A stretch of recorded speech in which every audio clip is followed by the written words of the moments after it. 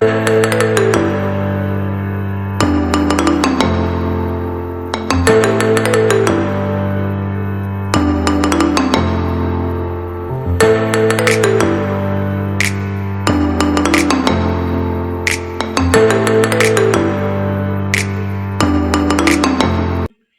guys, welcome to our YouTube channel. We're going to talk about life in Addis Ababa, well known as Addis. If you're new here, like, share, comment, and subscribe. Thank you. Come to Ethiopia. So we live in Addis Ababa. And as we said earlier that we moved here a year ago, myself a year ago for her 6 months. So Ethiopia is one of the countries in Africa, and it was the only country that was not colonized back in the ages. And it has 13 months in its calendar. But apparently, the last month is only 6 days, which are all occupied by like holidays, government holidays. So people get free chance of free ride on that month. And every month is 30 days. 30 days. Yeah, and as of now, we actually celebrated Christmas in January. We are in 2016, by the way, guys. We are not. Welcome to 2016. We have COVID not has not even hit yet. stepped in the 21st century. I don't know we are in which, maybe 10th century. So when we came to Addis, our years were taken back by. I'm 10 years old. I'll be turning 16 in August. 16. So, yeah. that's basically what Ethiopia is. Apparently, the president of Ethiopia, I don't know if you know the name, but she's there. But the prime minister, Abiy, is more dominant than the president. Dr. Abiy. Yeah, Dr. Yes, Abiy. like everything is reported to the prime minister here. Yeah, so politically they're not so stable, but we have stable towns, and we're gonna mention them towards the end of the video. So it's been a year and I think 5 months ever since I came to Addis. And what about you? It's my 6th month since I came to Addis. I had a break of about a week back to Kenya, then just came back to continue with life in Addis. Yes. So we're going to compare our experiences and see if we actually have the common like experience in Addis. So how do you find Addis so far? So far, I'm loving it. Basically, what usually terrifies people in a new environment is weather. The weather in Addis is almost the same as the one we had in Kenya, specifically Nairobi. So for me, given that it welcomed us so nicely, I can say it's all good. And yeah, what about you? Honestly, it's the same. I think the weather is just the same as in Nairobi. So there's no much difference. Maybe if we go to the specific things like the culture part and the food and the people and the language, maybe that's where the difference is. My friend here, she's been here longer than me, so she's really explored. At least she knows the cities, the towns around better than me. So, Rose, can you tell us about some of the towns you visited? I know some of them have really been fun to visit. Yeah, there is Awasa, there is Addis Ababa itself, and there is Arbaminch. Those are the safest cities I've actually had a chance to visit. As per the say of people here, they're the safest to be in at the moment because Ethiopia is not so stable when it comes to politics and all that. There are some people they are fighting, but not so close to Addis, like far, far away from Addis. So Addis is safe to visit. Arbaminch is safe to visit. Awasa is safe to visit. Sasa, kama unataka kuvisit Ethiopia, you can go to Awasa. Awasa is like Mombasa. You just have fun, modern life.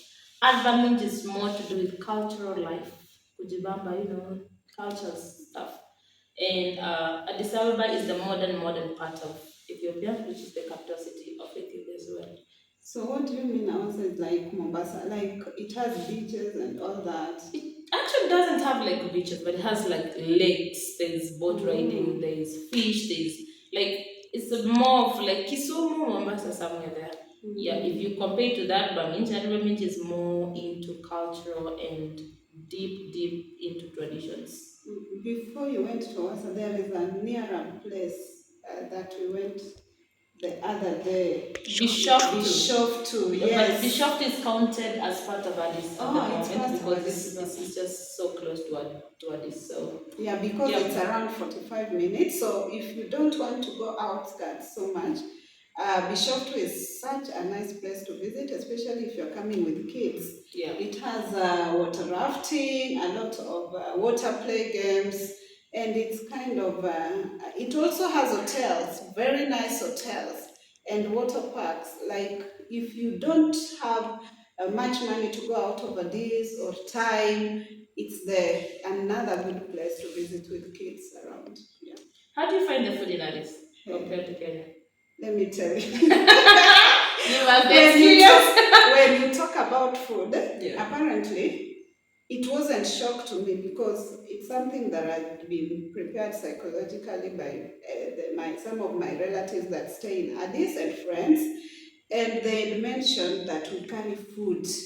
My suitcases, like half of them, were literally food. So true. Because I was coming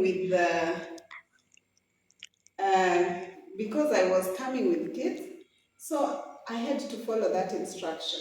My friend, if I had not done that, you would be thin like this.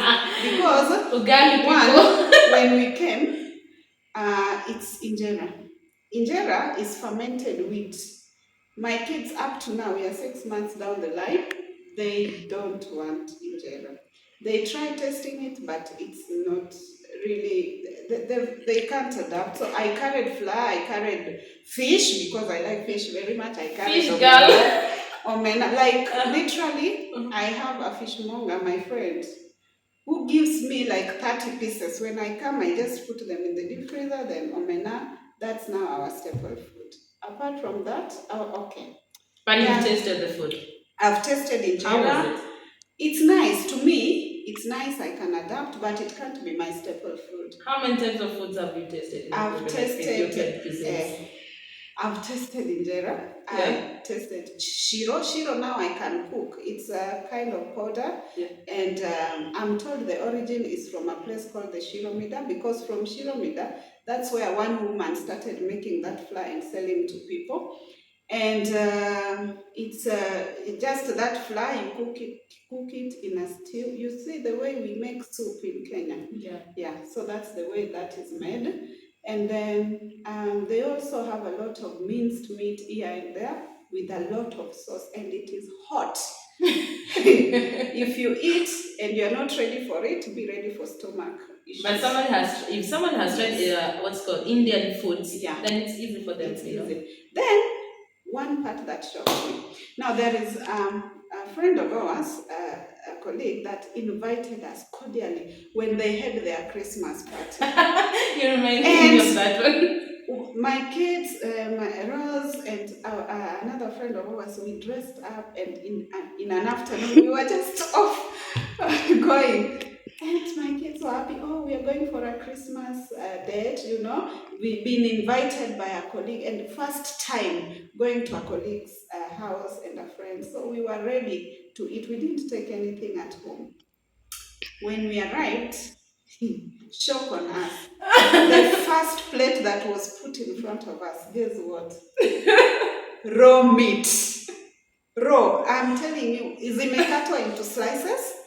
Just like you can go to a butcher and get sliced chops of meat, and then they have sauce and a small knife. So there is a way you're supposed to put it inside between your fingers and just cut and eat. And that's it. And if you don't eat, they get offended. So I closed my eyes, tried to bite. You only tried once? I couldn't. Well, I'm telling you, my sons got scared, because you can imagine being given. They were traumatized. They sat at a corner, but at least with the time they got to eat some fried minced meat, and But I'm telling you, be ready, because you can go to where there is a party and you find raw meat hanging, and they cut, literally. You see, it's so traumatizing if you've never seen it. So that's one shocking part of it. But apart from that, they also have chakra tips. Rose can Have you talk tried? about it. Have you tried Yeah, chocolate? I've tried several times. Like that's my favorite It's meal sweet. in Addis. That's It's like I nice. eat it every day. And not that their food is not nice, but culture is different. So what Yeah. they are used to is not what we are used to. For them, they go to Kenya, they find our food a bit weird Yes. because they're not used to that. Yeah, that's what I can say about food. So when it comes to food, for me, I've actually tried several of them. Shakla tips. I've tried the minced meat, which they call katfo. Katfo. Yeah, I think so. Kitfo. And then I've tried the raw meat. And then I think I've tried shiro and the spicy minced meat. Yeah, I think those are all that I've tried so far. Yeah. But what I realized, you don't even have to carry a lot of luggage like food and all that stuff. Yeah. Because when we settled down, now I didn't say that I had to carry unga, the flour from Kenya, maize flour. But when we came, we realized that there are places where we can get the flour. There is a market called China Market where you can go get fish. And so life became a bit easier. They have vegetable, they have skuma, they have cabbages, and that meat you can literally buy and cook the way we cook. So not that things are out of place. Then they have fresh fruits. Actually, they love fruit so much. Everywhere you walk, there is fresh corner. So there are those blended juices. And sure, when you've settled down, it's easy to adapt. So it's not that very bad. Now that you speak about fruits, my only shock was acha nikwambia unaenda unapimiwa fruits na kilo. Banana na kilo. Oranges mbili zinagonga kilo na ni 500. Maembe 3 kilo 600. Hapo ndo shock yangu.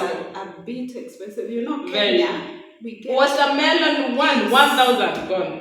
Kenya, we get fruits all over. Now here, it's like kilo, yeah?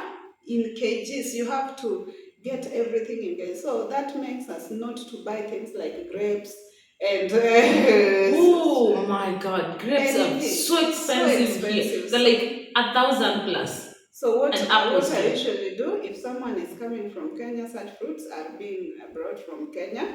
Apples are very expensive too. So, but the basic fruits, when they're in season, like now we have mangoes in season, you can easily get them. Avocado is a lot.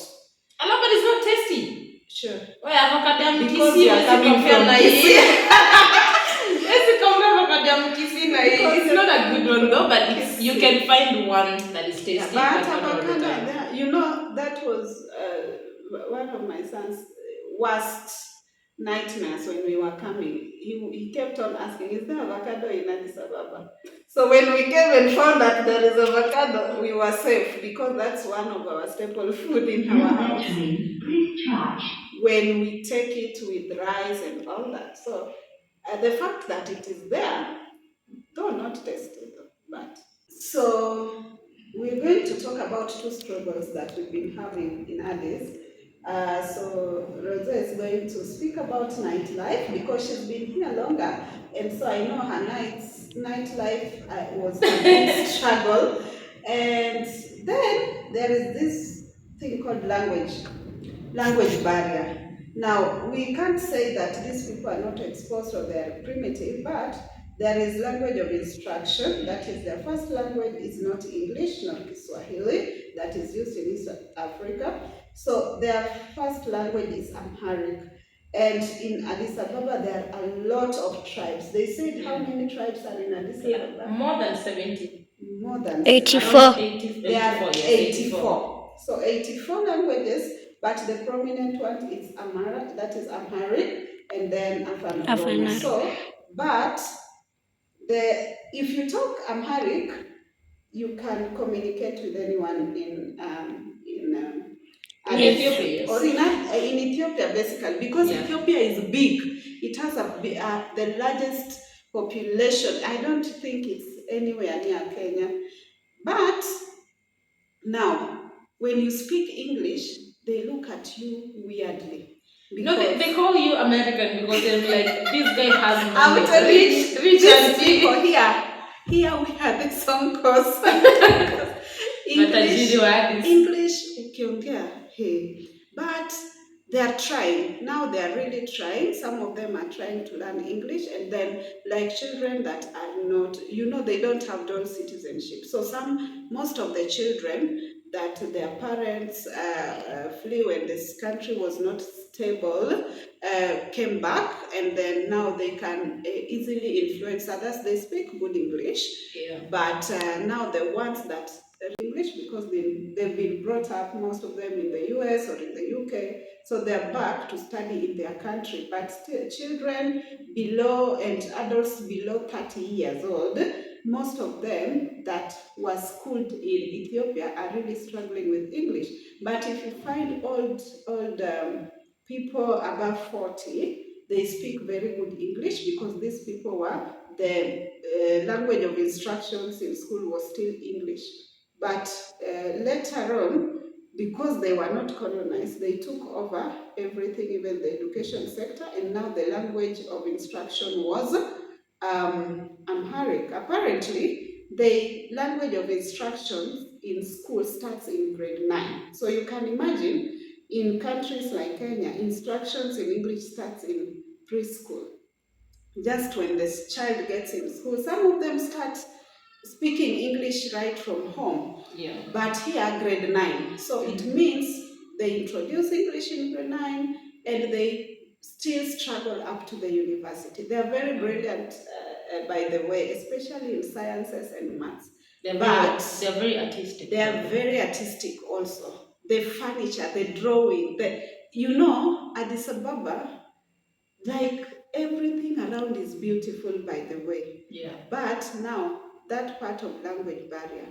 And we really struggle. Sometimes if you go to government offices, everything is written in Amharic, and you try even communicating to get help. No one, even a single person in that office can speak to you. So sometimes it brought about a lot of frustrations because you cannot even get a translator. So sometimes we had to get translators in our phones and try to translate, but so good so far we can be able to say one or two words, we can communicate with them around, like we know how to greet, we know numbers, we know how to get things from the shop, and so salam. But then how do you move around? Hey.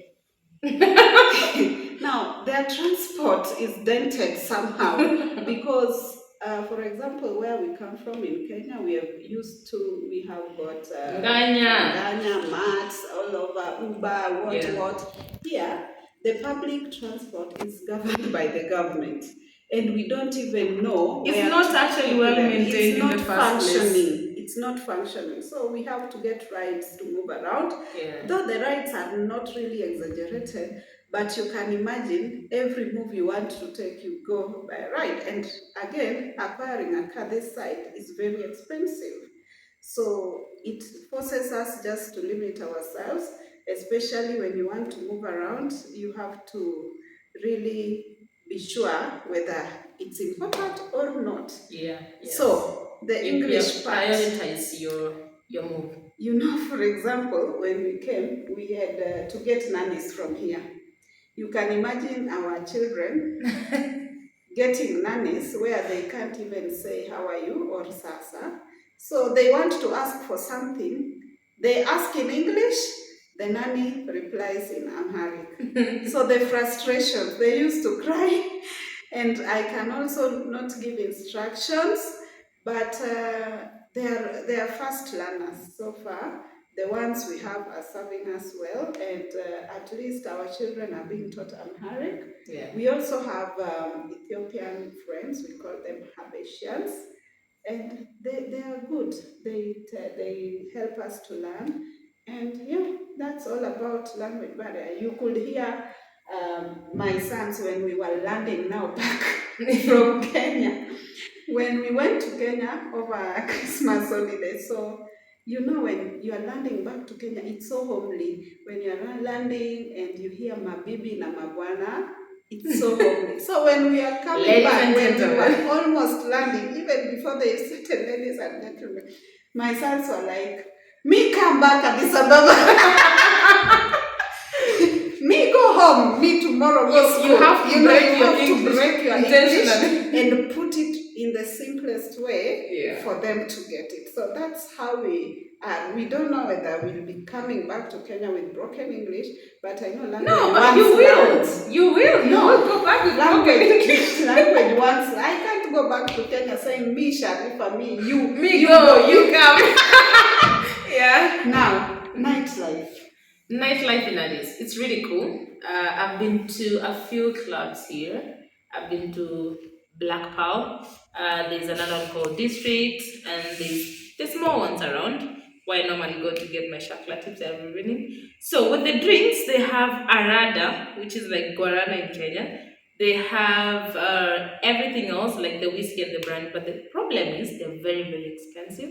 The drinks here, except Arada and maybe beer, Habesha, Gogis, and what's the other one? But that Arada. The Arada is sugar, it's like juice. Sugar, yeah. It's like juice itself, Yeah. by the way. It's Yeah. not that much effective, but anyway. And again, have you realized that these people have parties? So in those parties, for them, but they cannot get to Kenyan parties. Jesus, Nairobi party life is they have different. parties like every other week. There are celebrations, but most of them, by the way, are religious celebrations. Religion, the Orthodox guys. Yeah, you went to church. You tell us. You know, when I came, okay, personally, I've done religion as my minor in the university. So I'm very keen about religion because I did something called comparative religion. Okay, now when I came, I was so curious about their religion, but we found out that the largest population here is Orthodox. Apparently, I thought that Orthodox is Judaism, but it's just their own kind of religion. It's somehow like Judaism, Christianity, they're in between, but the one in Ethiopia is just a religion on its own. So if you want to know the major part of religion in Addis Ababa, Ethiopia, just explore Orthodox. You'll know everything about it. And then we also have Muslim, which is the second largest, and then Protestants, a few here and there. And now, do you know that we only have one Catholic church in the whole of Addis? Catholic, but there are also SDS, Jehovah Witnesses, and many other, but very, very few. And so I tried going to Orthodox. So one thing you have to know that they are not churches. They call them temples. And temples, there is a way they name them after angels. They really value the angels, so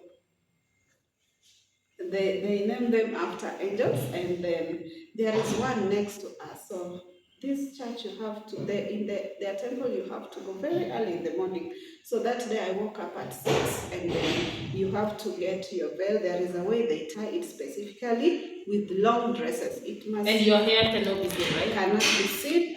Not a must that the dress has to be white, but most of them are not white. So I went.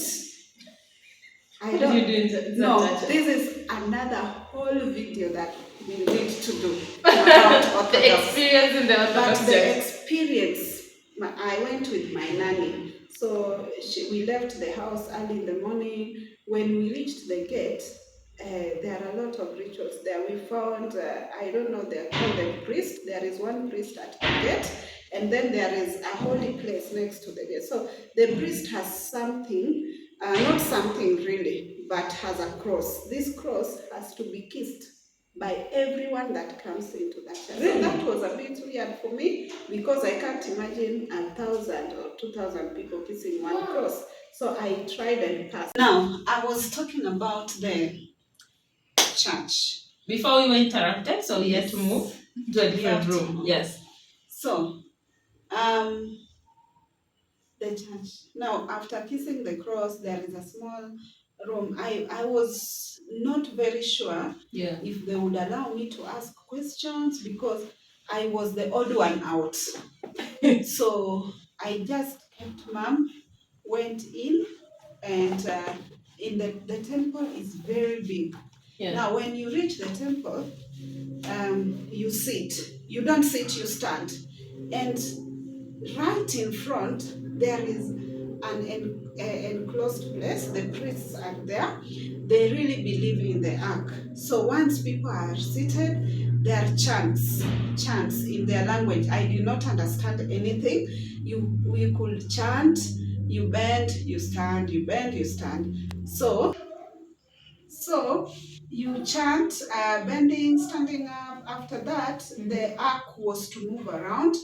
The ark. The ark? Yes. The ark is covered, really covered. You see, like the Moses when they were moving around, and that what I don't know the tabernacle or what where it was to be covered and no one was to see it. Yeah. So there are people moving around with it and it's covered with umbrellas. That one also people have to kiss. It's something of a wood like this. So they come, everyone has to kiss. So I did not do that too. It was strange to me. Yeah. And there is essence going round just to chase the spirits. So I stayed for 30 minutes. I was choking. I just had to come back home. But I'll go back again to explore more from A to Z. Yeah. Though I'm not very sure about their kind of religion and what are the expectations, but yeah, given that I did religion, it really exposed me. Like you just have to appreciate other people's religion. Yeah. Not that now you turn to be an Orthodox, but once you learn that my friend is an Orthodox, it's good to know their culture. Yes. And when you see them doing some things, you just respect. For example, tribes. When we have a lot of tribes, it doesn't mean that if my friend is not from my tribe, I have to despise. Yeah. The same thing with religion. It helps us to bond together as a whole world. Yeah. Are you aware that the commandment tablet, the one Moses broke, was found in Ethiopia? I've not told you. Yeah, that's the tabernacle I'm talking about because they really treasure it. And do you know they really treasure it because they have a history with King Solomon. Really? Do you know? Because I need to do more research. Queen Sheba. Yes. Queen Sheba. She was Ethiopian too. King Sheba was Ethiopian. So King Sheba fell in love with Solomon. Was it Solomon? No, I think it's the other way around. Solomon was checking out Queen Sheba when she was taking a shower and all that stuff. Apparently in our Christian Bible, it's not recorded that they had a relation. But in their history, it was from Ethiopia. Yeah. Queen Sheba is from Ethiopia. That's why her beauty was so outstanding. By the way, Ethiopians have striking beauty. The hair, the color, and all that. They have striking beauty. So, Queen Sheba got a son, Menelik II, by King Solomon. King Solomon got Menelik II by Sheba. But that's something that is not really exposed in the Bible. We only saw it in their history. When you go to somewhere called Trinity Park, where their history, it's like an archive of their history. Unity. Unity Park. Yeah. Unity Park, there is a lot of detailed history. I think we should go there. I think we'll go again there and we'll take a video and we'll tag you guys. So you stay tuned and watch more as we show you lots of good things in Addis.